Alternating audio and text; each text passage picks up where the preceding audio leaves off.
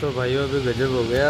जैसे ही मैं ये माल भरा और इसे ठंडा करने के लिए इस बाल्टी में रख रहा था तो सोचा ये ये रख के इसके अंदर और इसके ऊपर रख दूंगा तो ये बाल्टी गर्म नहीं होगी और जलेगी नहीं।